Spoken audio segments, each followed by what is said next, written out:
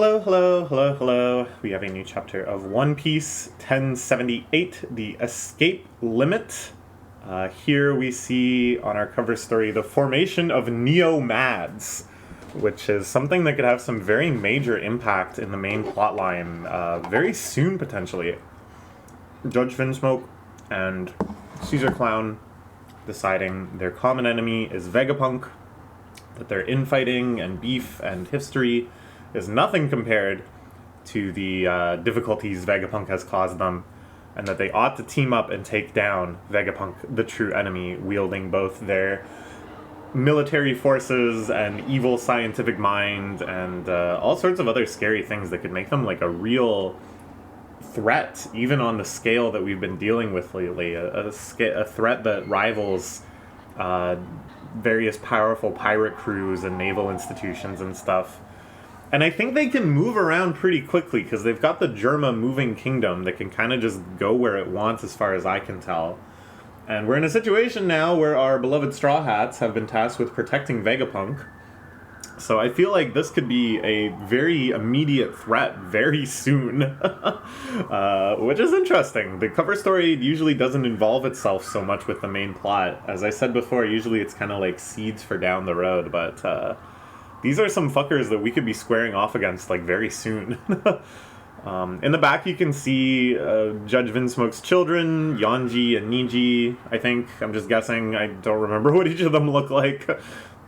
Looking a little dejected. Looking like they're not actually totally down for this plan of mad science tree. But we'll see. Okay. Let's get on to the chapter itself. So twice now, they've cliffhangered us with the same cliffhanger. Who betrayed Vegapunk? Who on Egghead has started to work against Egghead, responsible for disappearing all of the Cypherpole agents that came to visit, responsible for shooting the Daft Punking-looking Vegapunk, Shaka, responsible for imprisoning the core Vegapunk, the Stella. They gotta tell us this chapter. I feel like they can't cliffhanger us yet again. So I took the rare step of actually looking at some prevailing fan theories. I went on like Reddit and checked it out. I read the Viz comments. Usually I don't do this. Usually I kind of want to go into the story armed only with my own intuitions and expectations and stuff, instead of, being tainted and sometimes maybe disappointed by reading all these elaborate fan theories and then whether or not they come to pass, blah, blah, blah. Like, I dip my toe in occasionally, but I'm not, going out of my way that far to. Usually it's just kind of the most prevalent theories end up making their way to me. But this was an exception because I thought it would be kind of more fun if I educated myself as much as I could and went in with like really high expectations, right? Because I feel like no matter what, this is going to be a well-motivated twist. It's going to be someone that makes sense, someone that there was seeds leading up until this point.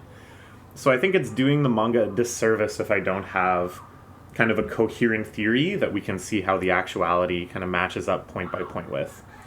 So, given that, I looked at all the fan theories, and I think there's two contenders that stand out to me as being pretty interesting, where I wouldn't be disappointed if it was one of them, and where there's a lot of kind of cool connecting the dots that can lead you to this point. The first one is DuPont, who was the original financier of the first iteration of MADS. All of this MAD stuff has become super, super relevant in the main plot, like the involvement of Stussy and then the cloning of Stussy. The new Stussy is, of course, here, running rampant, taking down CP0, revealing herself to be like a triple agent. So DuPont, I think it makes sense for him to get involved in the story as well. He is still around and kicking. He was at Big Mom's big party, and we were shown that he survived. It would make sense that he has beef with Vegapunk for kind of abandoning and betraying Mads, just like we saw Vinsmoke and Caesar Clown have a similar grievance, so it kind of makes sense. Oh, who else would have the same quest for revenge? DuPont. He's shown to be like a really shady and crafty guy, so it's definitely not outside of his scope of powers to have infiltrated with a whole little crew here on Egghead and be orchestrating stuff in the shadows. It just kind of fits with his character, you know, he's like a really skeevy, underworldy dude. It would be an opportunity to expand on his character, give him a more central role, give him like a showdown, give him some sort of climax and character arc. Yeah, lots of reasons it could be DuPont. I wouldn't be surprised if it was. I think that would be a fun little twist. I want to see more of his character. Another option is the aspect of Vegapunk York, which is the aspect of Vegapunk that represents like desires and selfishness and indulgence. It's the one that ate a lot and then got really fat and then took a nap. Basically, York hasn't been seen in a while, so it would explain these kind of comings and goings.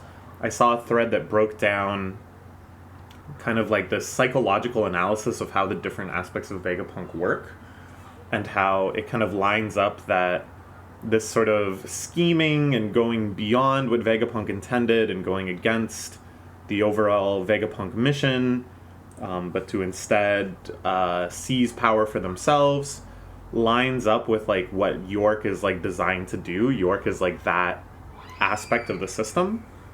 So I think that would be kind of interesting, and then it like introduces this idea that there's a flaw in the universal Vegapunk brain. Because I keep saying, you know, we're headed for a conflict, that Vegapunk thinks it's a good idea to have everyone's brains on the cloud, so to speak, and to share this massive intellect with everyone for the benefit of society.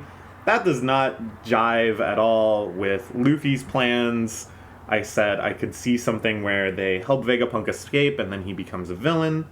But rather, they could actually condense that into this one conflict and make it be like, oh, there's actually flaws in this system.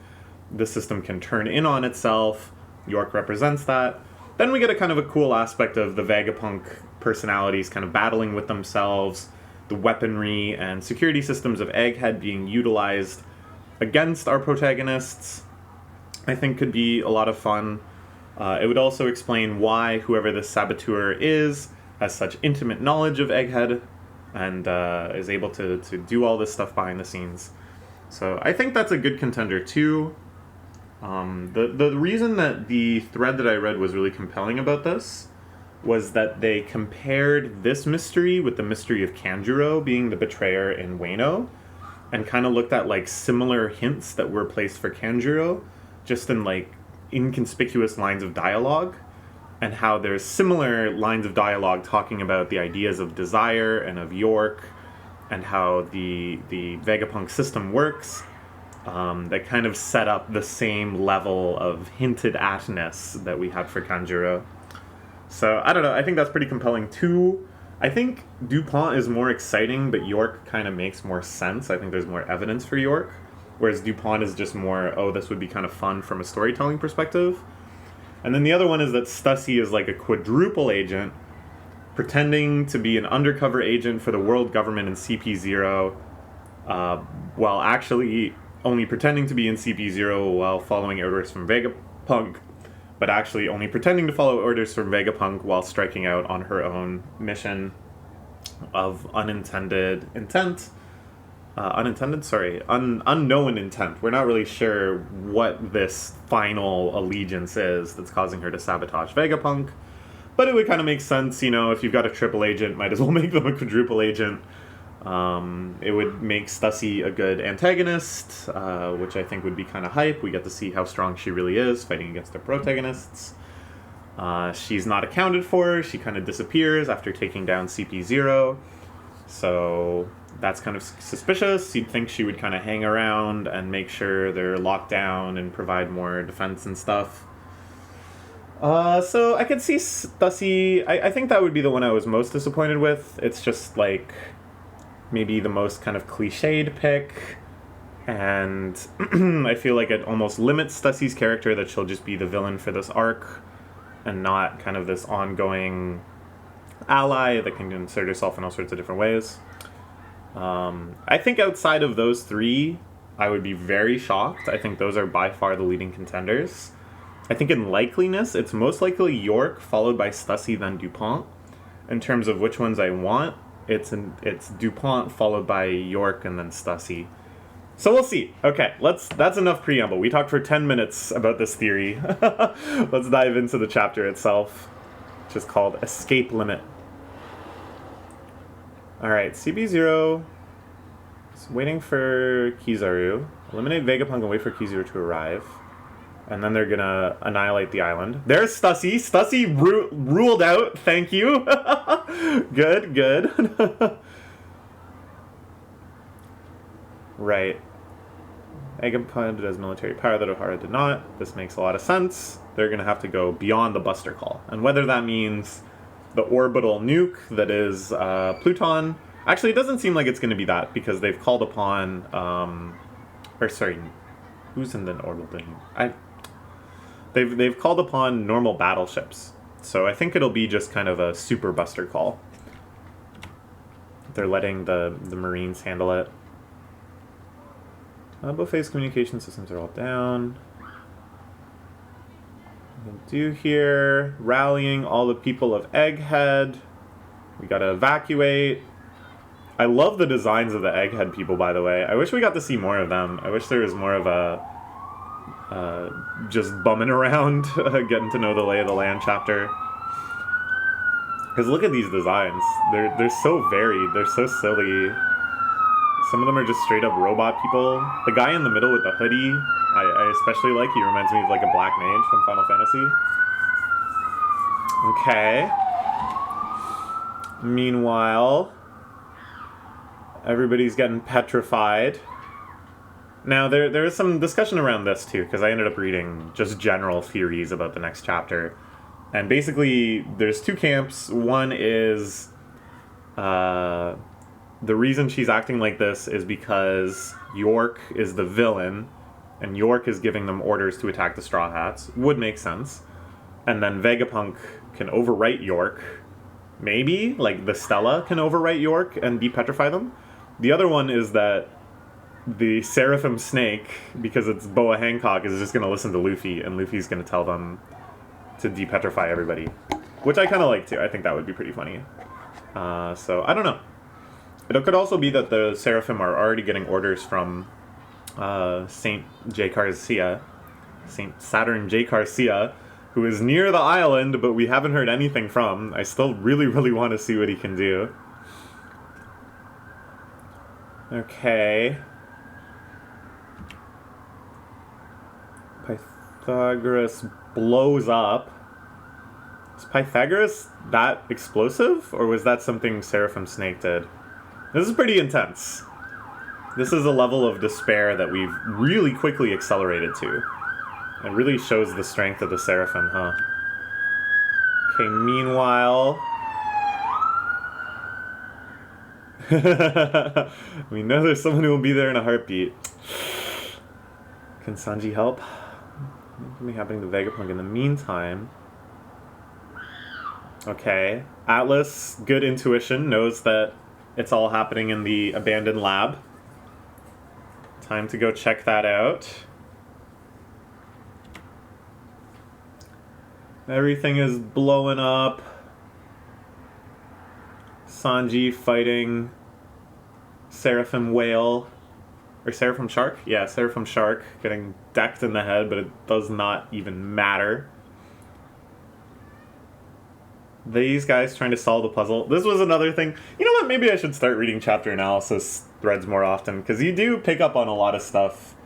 And it's like, it's stuff that I wouldn't mind just learning about with everyone else when it's actually officially revealed. But it is kind of fun, the stuff that people notice, and you're like, oh yeah. It's that when the Seraphim use their devil fruit powers, their flames go out. That's the trick. It's not just like King, where when he kind of went on the offensive, the flames would go out. But here it's specifically when the devil fruit powers are activated. And the thread showed that Oda is going out of his way to show this consistently. Hawkeye's sure dead. Seen as assassinated operations. Okay. Seraphim Hawk targeting the rest of the crew. He'll get lost right away. Luffy is such a good leader, and he really understands. Kaku's so funny. He's getting so flustered. Never gonna beat him fighting that way. This has been a record of the events before the day of the famous Egghead incident, but its course was set in motion 3 months prior. Okay. So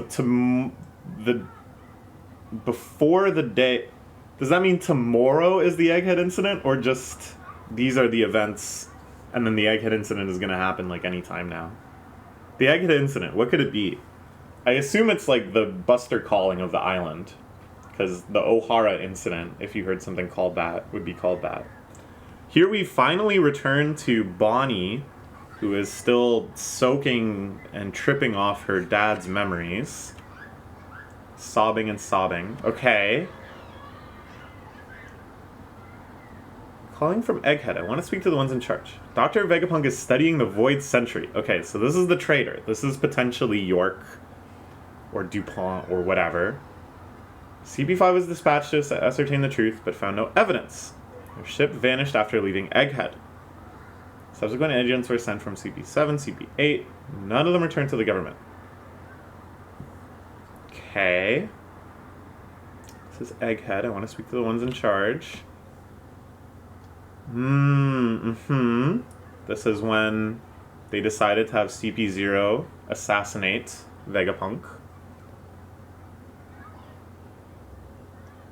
Being counterattacked by Vegapunk, the others chose to make a visit in person.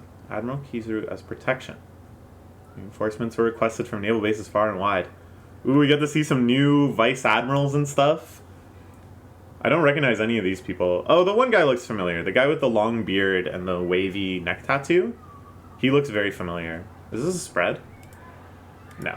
It's just leading off a little bit.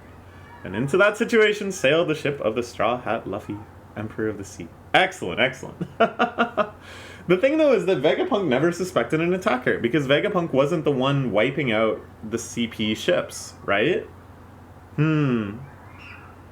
If it wasn't for this, they would have had a huge element of surprise. They probably would have been able to wipe out Egghead easily. Resolution of this incident the following day would inflict a kind of shock that the world never saw coming. Okay, we're building up to the climax of this arc, to be sure. All will be revealed, and the big battles will happen. On the one hand, we have the Navy. We have the Seraphim, currently controlled by someone. Who's it? Let's make a little diagram.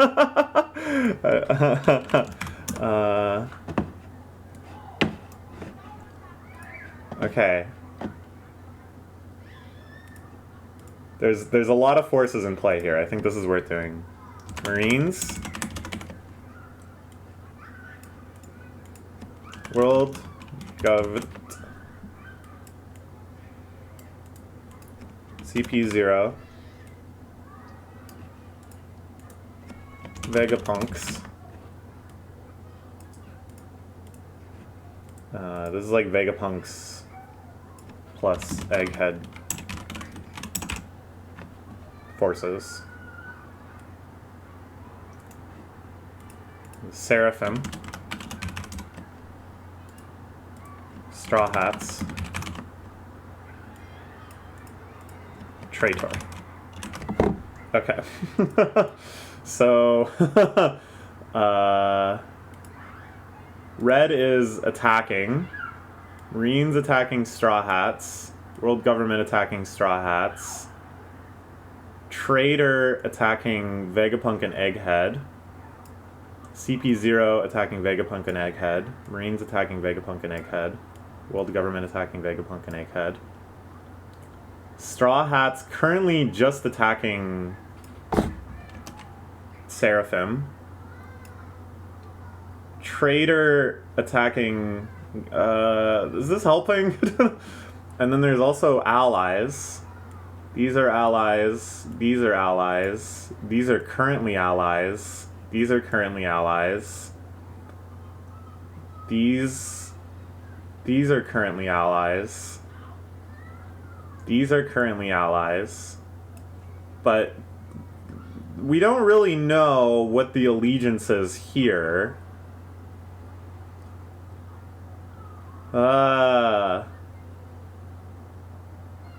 But But I think it's worth saying that all of these are separate forces. All of these could turn on each other. Because right now, CP0 is attacking Seraphim.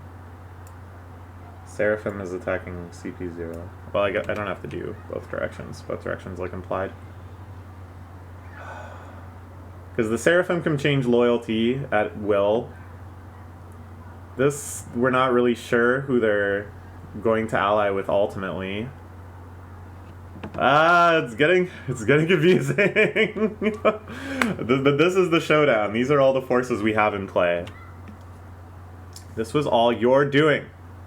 Who is it? Who is it? One more page of friggin' cliffhanger.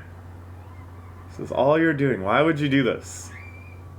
And it really was all the traitors doing, all the way back from leaking to the world government that Vegapunk was researching the Void Factory. So I think it's York. I think it's York. Yeah. I'm gonna be a Celestial Dragon.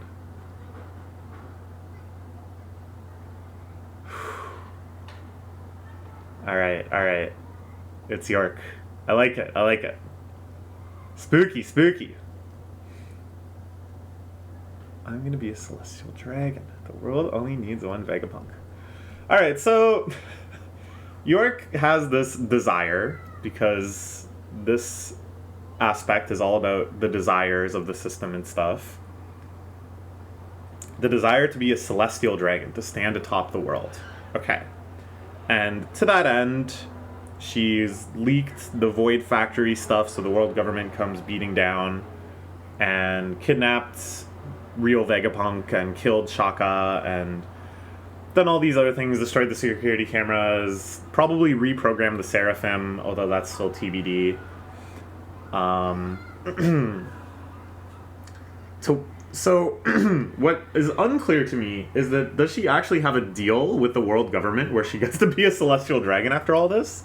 I kind of doubt it. Even if she does, I feel like they're lying to her. But more than that, I think this is just how she operates, that she's driven entirely by desire. And the actual, like, conclusion and consequences of that doesn't necessarily need to make sense. Okay, this is very exciting. In the next chapter, we've really... How does this change our diagram? Not much. But we're going to start seeing how these lines actually play out. Intense. Okay. That's all for now. Bye-bye.